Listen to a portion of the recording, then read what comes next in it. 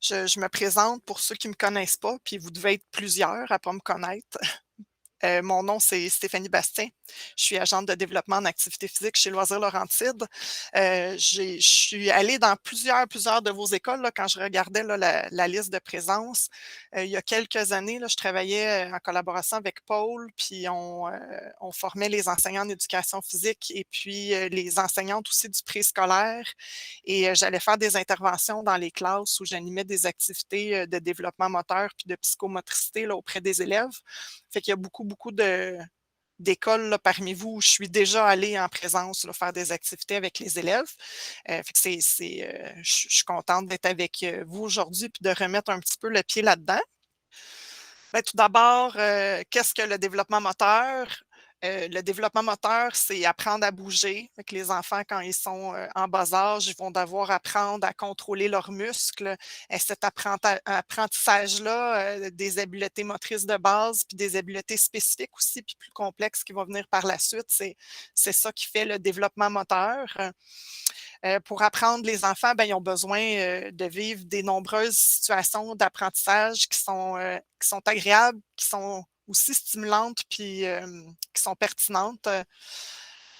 Les habiletés motrices de base qui vont être apprises jusqu'à l'âge d'environ 8 ans, là, même si l'apprentissage se poursuit par la suite, là, sont importantes parce que ils vont servir d'assise puis de base à l'apprentissage des habiletés plus complexes qui vont permettre la pratique sportive, entre autres, puis qui vont faire en sorte aussi que les jeunes vont maintenir un mode de vie physiquement actif à l'âge adulte. Parce que les enfants qui ont des meilleures habiletés motrices de base sont des adultes qui sont plus actifs physiquement. Maintenant, si on compare développement moteur et psychomotricité, le développement moteur, je vous l'ai dit, c'est apprendre à bouger. Et la psychomotricité, ce serait plus apprendre en bougeant.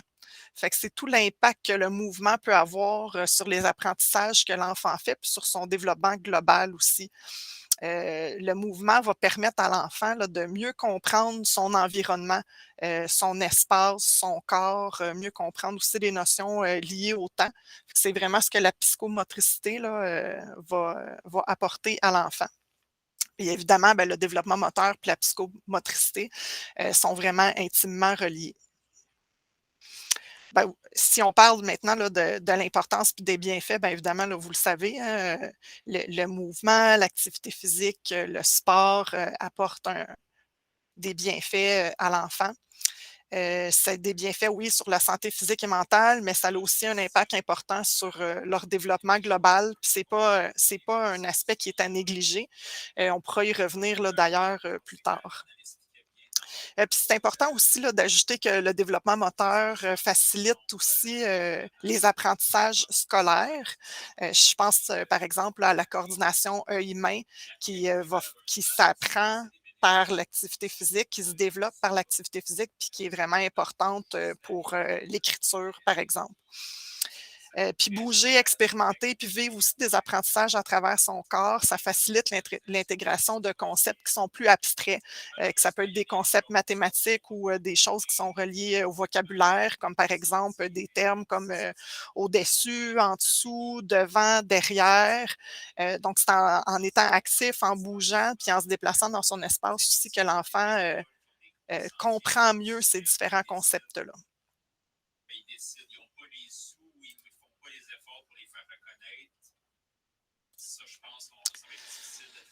Je vous voyais à l'écran une image. Ça me tentait là, de vous parler de la motricité globale versus la motricité fine.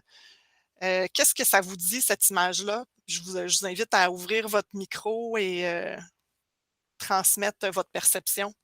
Moi, dans cette image-là, je vois que tous les enfants ont un besoin de bouger, que tu aies des difficultés motrices différentes. Ça fait en sorte que tout le monde apprend aussi par le jeu. Puis, je sais pas, je vois qu'elle a du plaisir malgré tout, puis elle est en train de faire un effort et peut-être d'accomplir aussi des développements mentaux. Je sais pas comment dire ça. Là. Elle travaille sa motricité malgré tout à travers le jeu. Là. Merci. Dans le clavardage, on a que rien, dans le fond, que rien n'empêche personne de bouger. On a de s'adapter. Puis là, je vois que je n'ai pas été claire dans ma question parce que vous me parlez de l'image de la jeune fille. Puis moi, je vous parlais de l'image là, de la grosse main et du petit bonhomme tout mou. Fait qu'allons-y pour celle-là maintenant.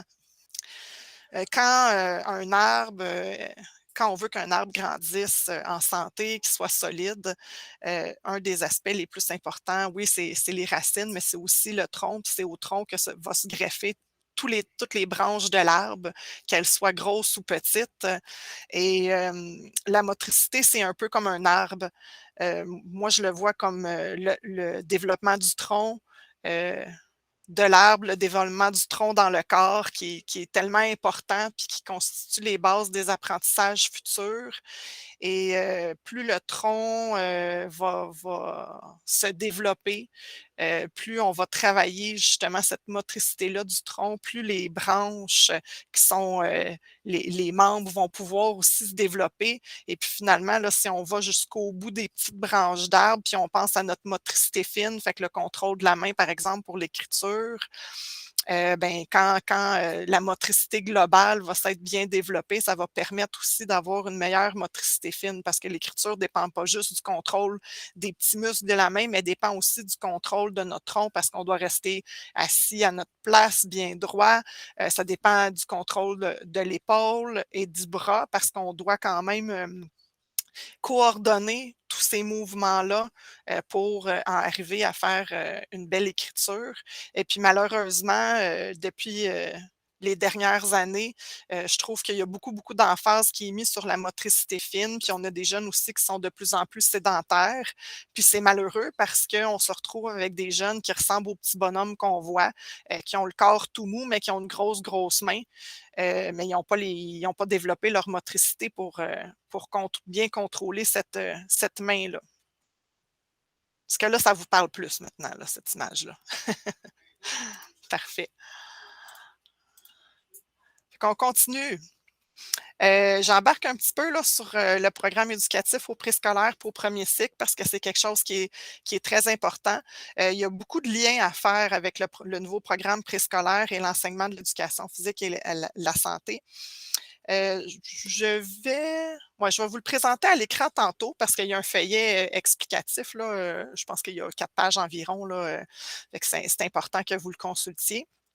À l'intérieur, là, j'ai sorti des parties du texte qui se trouvent dans le programme. Fait que c'est ça que vous voyez à l'écran présentement.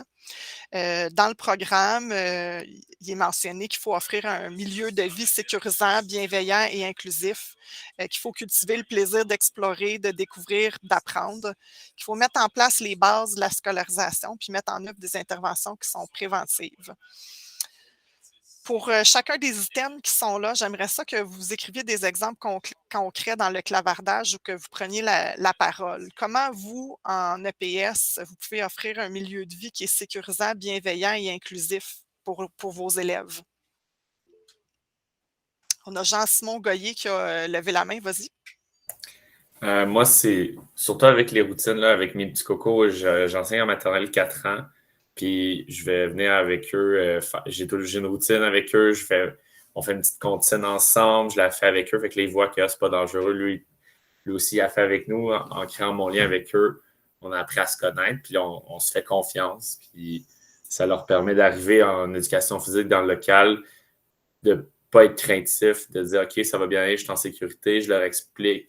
Je prends le temps de leur montrer chacun des mouvements que je veux qu'ils fassent, puis leur montrer de la bonne façon de le faire. Je le fais avec eux quand les élèves ils se sentent moins en confiance. Là, ils sont comme OK, j'ai un exemple, j'ai quelqu'un qui peut m'aider, puis ça vient les aider. Puis souvent, ils sont bien contents de nous voir avec eux. Merci Jean-Simon pour ton partage. Fait que ce que je retiens, c'est que la routine, c'est important. Puis aussi de prendre le temps de faire des démonstrations, ça les sécurise. Merci beaucoup. Donc, prochain point, cultiver le plaisir d'explorer, de découvrir et d'apprendre. Donc, comment vous, dans votre cours, vous pouvez faire ça? Donnez-moi des exemples concrets. Là, on passe par le jeu, beaucoup d'ateliers. Je reviens aussi avec Jean-Simon, les routines, donc des ateliers qui vont se répéter par moment, justement, pour sécuriser l'enfant, de ne pas juste le faire une fois, mais de le faire plusieurs fois. pour apprendre puis réussir, parce que des fois, ça peut prendre plus qu'un cours pour qu'un élève réussisse une tâche. Donc, c'est pas mal ça. Excellent. Merci, Steve. Je vois aussi Natacha qui a écrit Atelier d'exploration de manipulation. Donc, ce que je comprends, là, c'est que Natacha, là, tu me corrigeras si je me trompe, là, ça veut dire qu'il va y avoir du matériel là, de disponible pour les élèves, puis tu vas les laisser explorer puis manipuler le matériel. Fait que dans le fond, ils vont vraiment initier leur jeu là, dans cette situation-là. On a Éric Clavette. Vas-y, c'est à toi. Oui, c'est d'arriver aussi avec des thèmes que les jeunes aiment. Tu sais, moi, je travaille avec les Schtroumpfs ou des thèmes que les jeunes connaissent, puis en même temps, je les mets en contexte de jeu. Je pense que ça, les jeunes, ça vient les chercher. Puis ils font souvent allusion à ça. Tu sais, ils vont revenir, ah oui, mais ça ressemble aux Schtroumpfs ou ça ressemble à un autre jeu qu'on a fait ensemble. Fait que souvent, on va utiliser plusieurs types de moyens, mais on peut revenir avec les thèmes aussi qu'on a fait avant. Là. On parlait aussi de milieux sécurisants, là, de revenir avec des choses avec lesquelles on a parlé. Là. Excellent, merci. Fait que dans le fond, ce que je retiens de vos interventions, là, c'est de passer beaucoup par le jeu, d'y aller avec des thématiques qui les rejoignent. Ça les motive, les jeunes. Ça l'éveille leur intérêt. Et puis aussi de peut-être avoir du matériel qui est disponible vraiment pour de l'exploration. Ça veut dire que c'est eux qui vont initier là, les activités. Ensuite de ça, si on passe au prochain point, mettre en place les bases de la scolarisation. Faites-vous ça dans vos cours? Puis comment vous le faites si vous le faites? Je vous en donne un. Par exemple, si je pense aux mathématiques, il y a beaucoup de termes qui sont reliés peut-être plus à la géométrie, comme justement à l'intérieur, à l'extérieur. Pour mettre en place les bases de la scolarisation, dans le fond, il faut les emmener à faire des apprentissages à travers leur corps. Puis une des choses que vous pouvez faire, vous, dans vos cours, c'est vraiment d'utiliser les bons mots, de verbaliser ce que les enfants font. Ça leur permet justement d'assimiler certains termes qui sont vraiment plus abstraits pour eux. Mais là, en les vivant, ils vont mieux les comprendre. Fait que si vous utilisez, par exemple, des cerceaux, puis vous leur demandez d'aller à l'intérieur du cerceau, ben, en le nommant, en utilisant les bons mots, ben, vous êtes en train justement de mettre en place les bases pour la scolarisation. Je prends l'exemple tantôt de Natacha qui disait, je vais faire un atelier d'exploration de manipulation. Ben, si les enfants manipulent différents objets, ça va les aider à développer leur motricité fine. Fait que ça met en place des bases qui vont leur permettre, qui vont faciliter l'apprentissage par la suite de l'écriture. Fait qu'il y a énormément de liens à faire comme ça entre ce que vous faites dans le gymnase et les apprentissages qui vont venir après pour les enfants. À l'école, en classe. On passe au dernier, mettre en œuvre des interventions préventives. Comment vous faites ça? Fait que je vous demandais tantôt si vous faisiez l'évaluation des habiletés motrices des élèves. Il y en a beaucoup qui ont allumé leur caméra quand même. Fait que pour ceux qui font l'évaluation, comment vous utilisez ces observations-là? On a Mathieu qui nous a répondu « Explication des comportements sécuritaires à adopter et présenter quelques contre-exemples. » Oui, fait qu'on est vraiment au niveau là, du comportement sécuritaire. Je devrais peut-être spécifier davantage c'est quoi mettre en œuvre des interventions préventives dans le programme. Ce qu'on veut dire, c'est de déceler s'il y a des enfants qui ont des retards dans certains apprentissages ou dans certains domaines pour mettre en place des actions pour les aider à se développer puis à cheminer. Est-ce que vous le faites? On a Jean-Simon Goyer qui veut intervenir. Vas-y. Ça, moi, souvent, je leur laisse, parce que récemment, je fais des parcours. Souvent, ce que je faisais, c'est la première fois que mon élève venait faire le parcours, je le laissais le faire comme entièrement par lui-même pour voir justement, il était rendu. Puis là, j'étais capable de spotter, OK, lui, dans ses sauts, il y a un petit peu de difficulté. Après ça, OK, lui, c'était plus sa partie équilibre, parce que là, je les faisais tenir sur un pied. Là, en fonction de chacun des élèves, j'allais les aider à avoir besoin de ça. Je leur offrais, par exemple, pour mon élève qui avait de la difficulté dans ses sauts, je diminuais la hauteur du saut qu'il avait besoin pour qu'il puisse quand même développer cette habileté-là. Puis vivre des réussites parce que c'est sûr que s'il arrive, je lui demande de sauter puis qu'il n'est jamais capable de sauter par-dessus ce qu'il a à sauter, il va se décourager puis il ne voudra plus le faire. Même chose pour mon élève qui a un peu plus de difficulté avec son équilibre. Ben, au début, je venais lui proposer, il prenait mon point, là, ça l'aidait. Après ça, OK, je vais juste être à côté de toi, puis au cas où, si tu as besoin, pour le mettre en confiance. Puis c'est d'encourager beaucoup l'élève à le faire et à le refaire, puis de dire c'est correct d'avoir des difficultés, c'est normal. Puis le but, c'est on est là pour apprendre puis de se pratiquer. Là. Moi, je suis très dans cette approche-là d'encouragement, puis je vais défaire ton mouvement pour après ça, t'amener plus loin avec ça, étape par étape. Excellent. C'est exactement ça, avoir une intervention qui va prévenir, en tout cas, qui va mettre en œuvre des interventions préventives, là, c'est exactement ça. Fait que d'observer où il y a des difficultés peut-être ou des défis, puis d'essayer de morceler ça pour l'élève, puis d'adapter le défi pour lui, parce qu'on se rend compte que justement, peut-être que c'est trop difficile, puis il y a besoin de quelque chose, un défi un peu plus facile pour commencer. Puis comme tu le nommes bien aussi, c'est important de faire vivre à tous les élèves des réussites. Ça va avoir un très gros impact sur moi, j'aime ça, l'éducation physique ou j'haïs ça? Fait que si dès qu'ils sont petits en maternelle, au préscolaire, au premier cycle, on adapte le défi, puis on leur offre des défis à leur niveau, puis qu'ils vivent des réussites, ben c'est sûr qu'ils vont avoir beaucoup plus de plaisir, puis qu'ils vont aimer ça davantage, puis ils vont avoir le goût aussi là, de poursuivre leur pratique d'activité physique. Puis aussi, je vous le donne, c'est gratuit. Si vous voyez justement, puis tu sais, ça, je le voyais beaucoup dans les classes de préscolaire quand j'allais intervenir, tu sais, il y a des élèves qui présentent beaucoup de difficultés au niveau du développement moteur, on le voit tout de suite. Tu sais, quand on fait, par exemple, j'utilise l'exemple de Jean-Simon, un parcours moteur, ben, on va voir tout de suite qu'il y a un élève, il y a de la difficulté, on dirait avec tout. Tu sais, sauter, ramper, l'équilibre, là, on se dit, voyons, c'est difficile. Ben, c'est sûr que ce qui est intéressant de faire aussi, c'est de faire un suivi auprès de la titulaire de classe pour que ces habiletés-là soient retravaillées en classe. Parce que c'est la pratique qui nous rend meilleurs. Fait que c'est sûr que si on le pratique juste une fois semaine, 2 fois semaine, comparativement à si on peut le pratiquer ou on a l'opportunité de le pratiquer à tous les jours en classe, ben le cheminement, il ne se fera pas au même rythme. Fait que c'est important aussi là, de faire ce lien-là avec l'enseignant du préscolaire. Puis vous voyez aussi en bas, il y a une citation qui est tirée là, aussi là, du programme du préscolaire. Fait qu'il y a 3 orientations qui sont privilégiées. Il y a le jeu et l'observation du cheminement de l'enfant. Fait que je le répète, observer le cheminement de l'enfant, c'est très, très important. Puis tantôt, je vais vous montrer un outil qui va vous permettre facilement justement d'observer son cheminement puis d'observer son développement moteur. On en a parlé un petit peu, activité organisée versus le jeu libre. Je vous rappelle que le programme préscolaire priorise le jeu.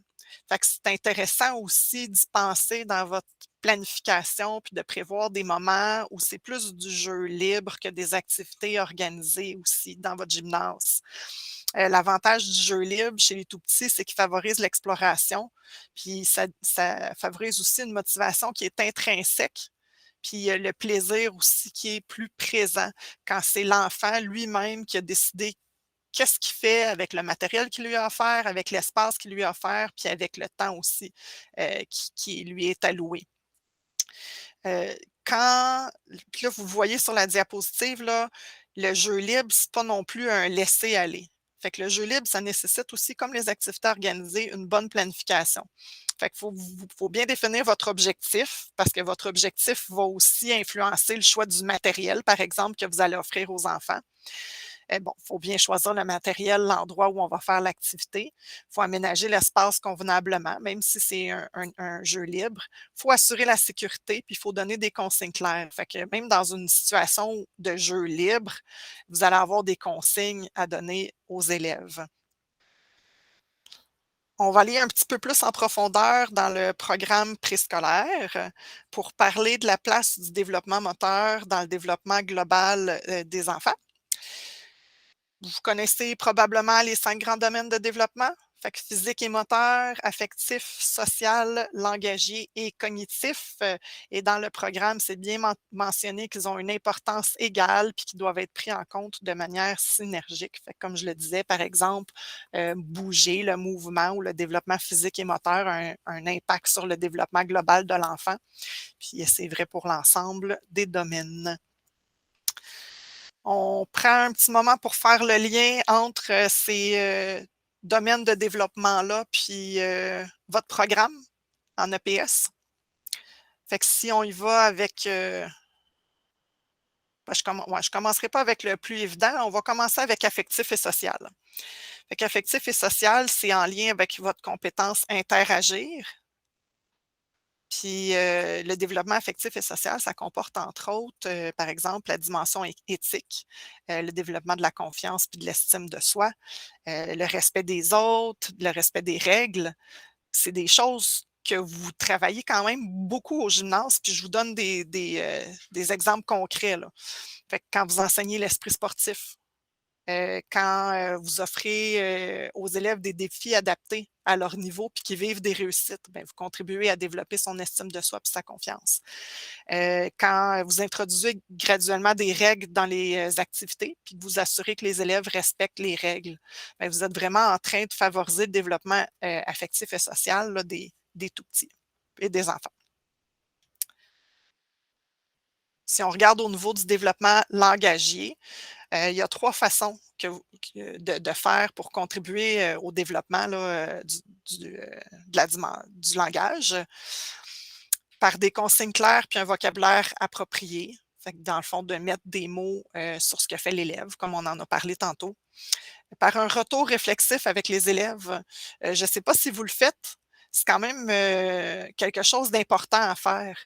C'est important pour l'élève pour lui permettre d'assimiler ses apprentissages, puis ça le prépare aussi plus tard aux prochaines interventions que vous allez faire en EPS, là, par exemple, quand vous leur demandez là, de préparer eux-mêmes des activités, là, une séquence d'activités, par exemple.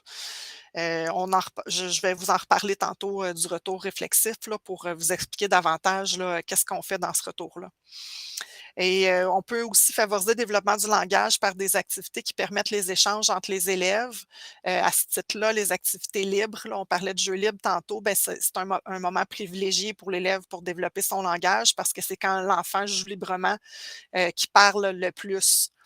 Fait que c'est une raison de plus de faire de garder des moments de jeu libre dans votre planification. Je termine avec l'aspect physique et moteur. Ben, c'est celui qui semble le plus évident. De toute évidence, quand vous avez les enfants avec vous, ils vont développer beaucoup leur physique et leur moteur. C'est en lien avec votre compétence agir. Ça concerne autant le développement de la motricité globale que l'adoption d'un mode de vie sain et actif, mais aussi d'autres facettes.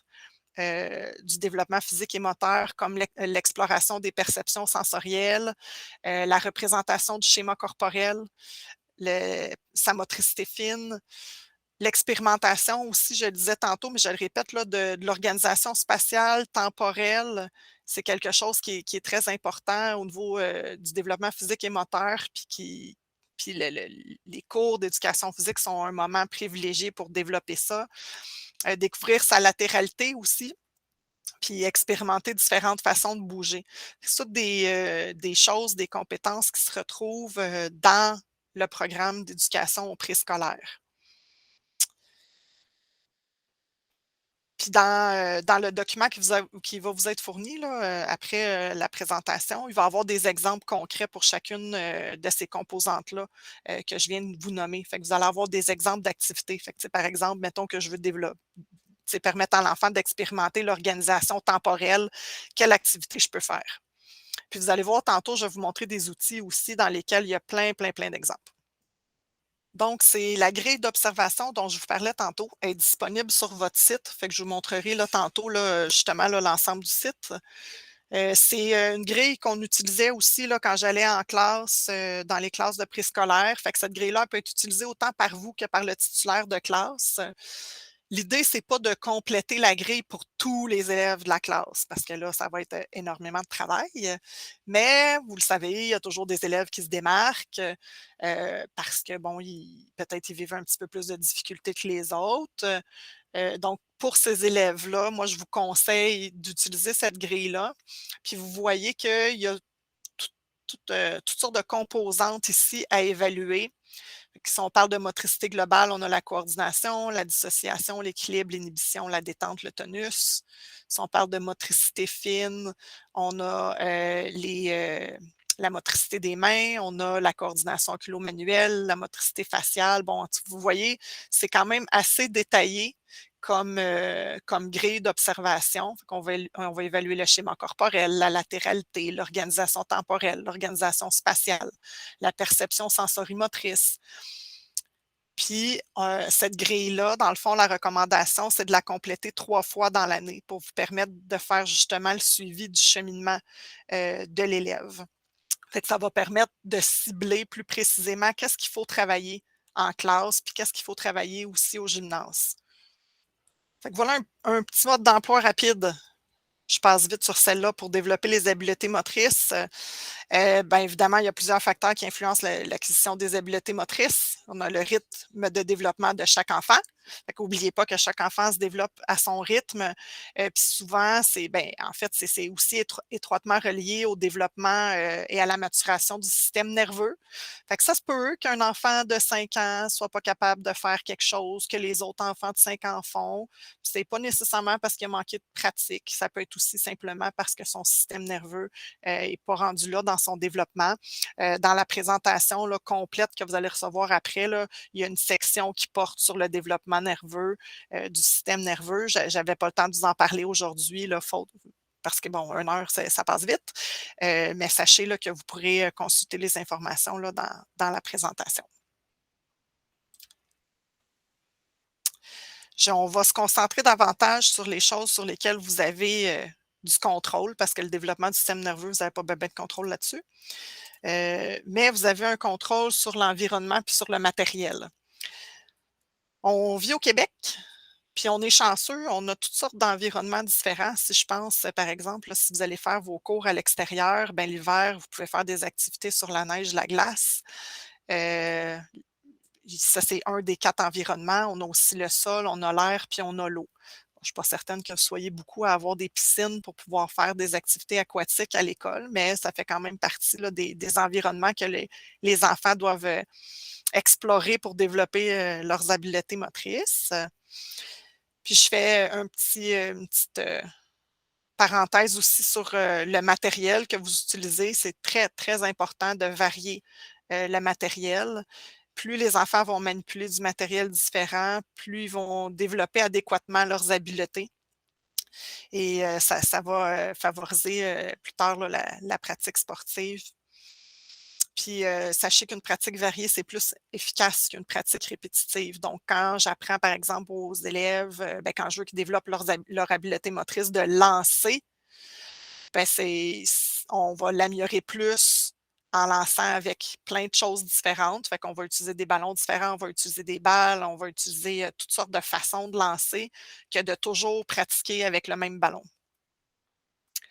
Si on pense à la course, puis on pense aux différents environnements de pratique, bien, il est intéressant de faire courir les enfants sur différentes surfaces, que ce soit dans le gymnase, sur le gazon, que ce soit dans la neige, qu'on utilise une pente, que ce soit dans un chemin sinueux versus courir sur une ligne droite. Fait que tout ça, toutes ces occasions de pratique-là qui sont différentes et variées vont permettre à l'enfant de mieux développer son habileté motrice de course. Puis varier le matériel, ça permet aussi de varier le niveau de difficulté. Fait qu'on parlait tantôt là, que c'est important de faire vivre une réussite à tous les élèves. Quand on va apprendre, par exemple, à attraper, c'est beaucoup plus facile d'attraper un objet qui est gros puis qui se déplace plus lentement.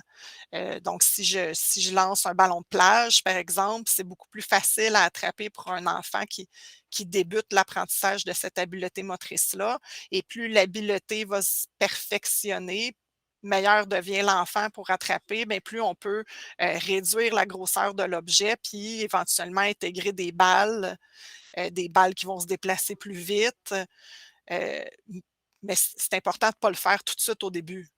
T'sais, on y va graduellement. Fait que ça aussi, c'est quelque chose à considérer quand vous choisissez votre matériel. C'est intéressant aussi de varier les couleurs, varier les textures. C'est quelque chose qui va avoir un impact positif pour les enfants qui vivent, qui sont dysphasiques, par exemple, ou pour les enfants qui vivent avec des troubles du spectre de l'autisme, ou c'est de varier le matériel, les textures, les poids, les grosseurs, les couleurs. C'est quelque chose qui fonctionne bien. Je vous parle de la qualité de l'encadrement et du contexte de pratique. C'est une autre chose sur laquelle vous avez du pouvoir pour favoriser le développement moteur des élèves. Par exemple, offrir des défis adaptés, je pense qu'on l'a dit souvent, c'est quelque chose d'important. Créer un climat qui est agréable, mettre l'emphase sur le plaisir, collaborer avec le titulaire de classe, maximiser le temps en mouvement, faire un retour réflexif avec les élèves. Fait que je vous avais dit que j'y reviendrais sur le retour réflexif. Juste avant, je voulais vous dire que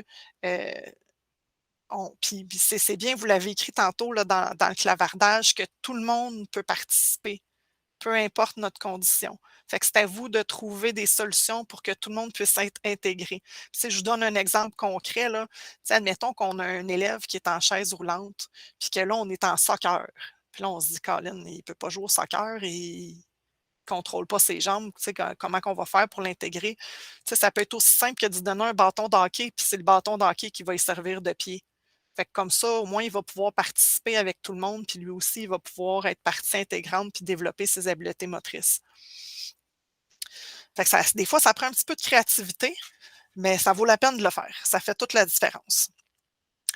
Je reviens au retour réflexif. Fait que pourquoi on fait un retour réflexif avec les élèves? Ça nous donne des indices sur leur niveau de développement. Ça leur permet d'intégrer leurs apprentissages. Fait que qu'est-ce qu'on fait? C'est tout simplement à la fin de l'activité, on va questionner les enfants. On va leur poser des questions. On va leur demander, par exemple, c'est quoi les stratégies et les façons de faire que tu as utilisées dans l'activité? Comment tu as fait pour faire ça? Qu'est-ce que tu as fait? Qu'est-ce qui a été facile pour toi? Pourquoi? Qu'est-ce qui a été difficile pour toi? Pourquoi? Fait que ça semble banal, mais pour les enfants, c'est pas banal du tout. Fait que ça leur permet, oui, de développer leur langage, ça leur permet de mettre des mots sur ce qu'ils ont vécu, c'est vraiment très gagnant. Puis pour vous aussi, c'est important parce que ça vous permet de comprendre plein de choses. C'est ça, vous le savez, hein, les enfants, ils nous surprennent souvent avec ce qu'ils nous disent, puis c'est intéressant d'avoir justement leur point de vue, puis qu'est-ce qui a été facile, difficile. Bien, vous, après ça, ça vous permet aussi de vous ajuster dans vos prochaines planifications. Fait que si l'élève dit, bon, ben ça, pour moi, ça a été difficile, ben comment la prochaine fois, on pourrait le faire vivre une réussite? Fait que ça va vous permettre là, de prendre un moment d'arrêt aussi, puis de réfléchir à une meilleure planification. Alors, sur votre site Internet, j'en ai parlé quelques fois, il y a plein d'outils super intéressants.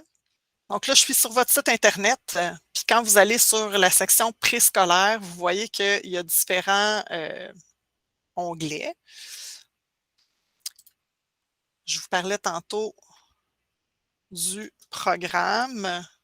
Fait que le voici, le feuillet synthèse du programme. Le voici, le fameux programme.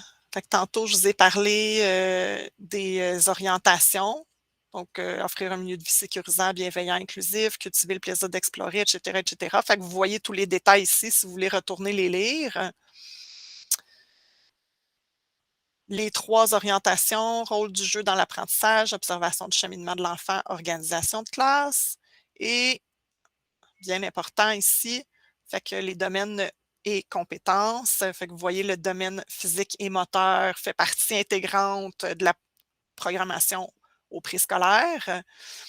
Et ici, vous voyez ce que je vous ai nommé tantôt. Là. Fait qu'au niveau de la motricité, on va explorer les perceptions sensorielles, se représenter son schéma corporel, etc. Fait que c'est tous des apprentissages que les enfants doivent faire au préscolaire.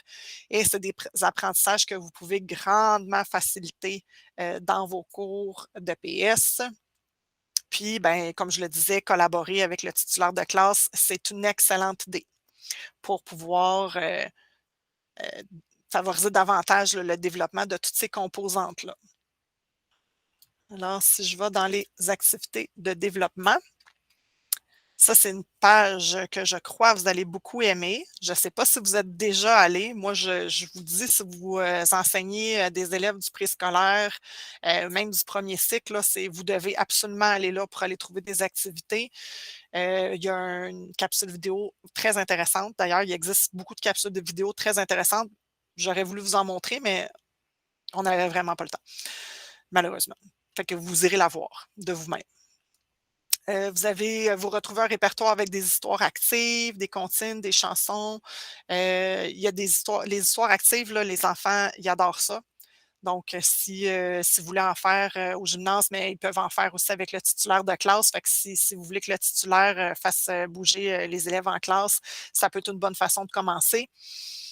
Vous avez ici des pauses actives en classe, ressources multiples. Bon, je descends là. Importance du jeu libre, une fiche. Il y a des fiches de jeu. Il y a des activités à faire à l'extérieur. Fait que vous voyez, là, c'est des banques d'activités. Il y a énormément de contenu sur cette page-là. Fait que je vous invite vraiment à aller y jeter un coup d'œil. Si je vais pour les composantes du développement moteur, ici, vous allez retrouver la fiche d'évaluation d'observation qu'on a regardée ensemble tantôt. Elle se retrouve là dans la section 7 composantes du développement moteur.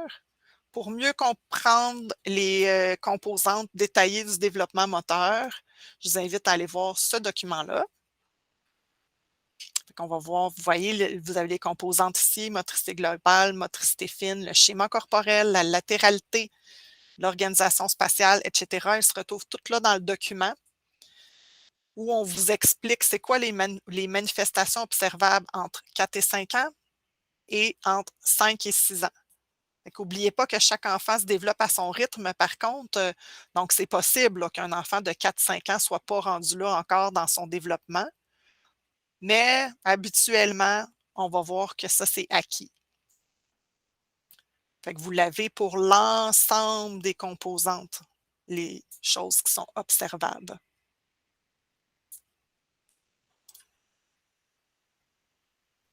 Voilà, fait que ça, c'était les documents ici que je voulais vous présenter.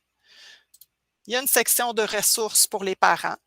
Donc, si vous si vous voulez, par exemple, que les élèves, là, ça serait un bon moment.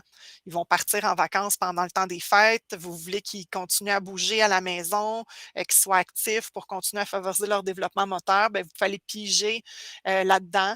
C'est des documents que vous pouvez transmettre aux parents. Fait que je prends, par exemple, Bouge ta maison. Ben, il y a une petite introduction, on donne des exemples de matériel à utiliser pour développer la motricité fine, qu'est-ce qu'on peut faire pour développer la motricité globale à la maison. Fait qu'il y a plein d'idées d'activités à faire à la maison.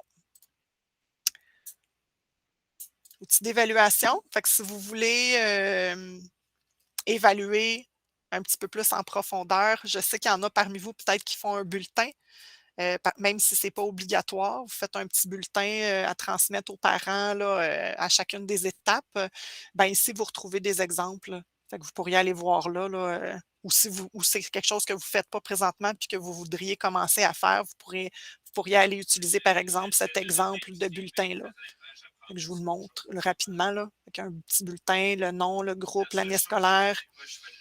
Puis on évalue certaines habiletés motrices, comme la roulade, franchir un obstacle, la marelle, ramper. Fait que vous voyez, c'est quand même relativement simple. Ça permet de donner un petit bulletin.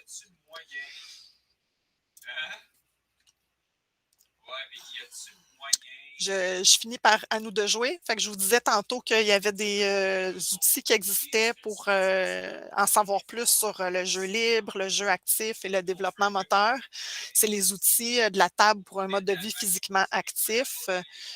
C'est une table provinciale de concertation, dont la FEPEC, entre autres, fait partie. Puis, ils ont publié différentes brochures, en fait. Fait que si, par exemple, tiens, varier et adapter, on va prendre celle-là.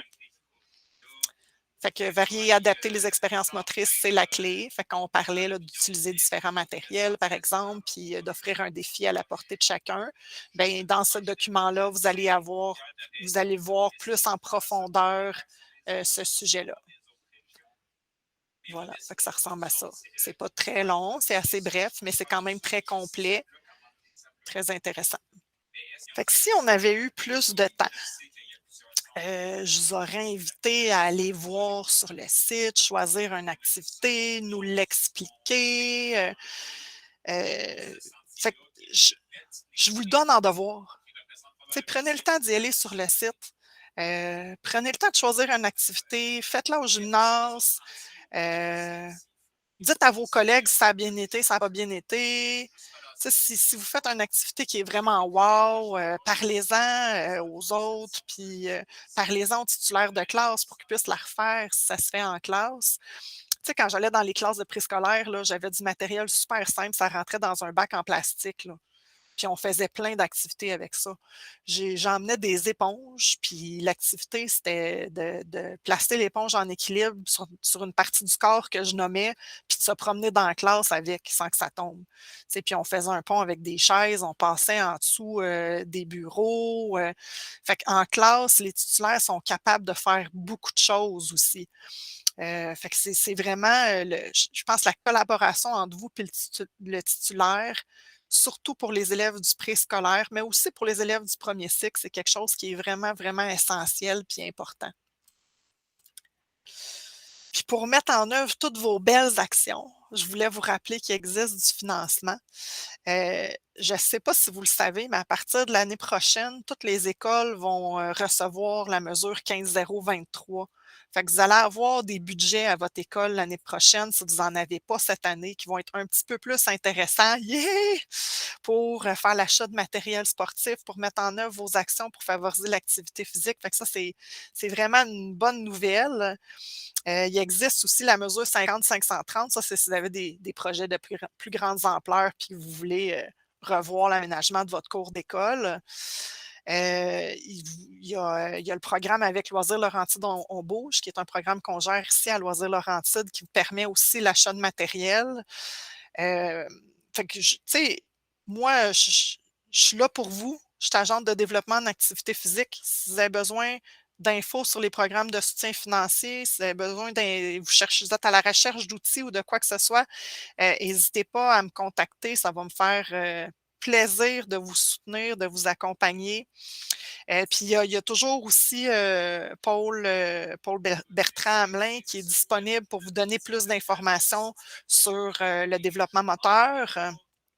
Puis sachez qu'il y aura sûrement aussi de l'accompagnement puis de la formation supplémentaire qui vont être offertes concernant le programme préscolaire, puis la psychomotricité, puis le développement moteur. Fait qu'aujourd'hui, c'était vraiment juste une entrée.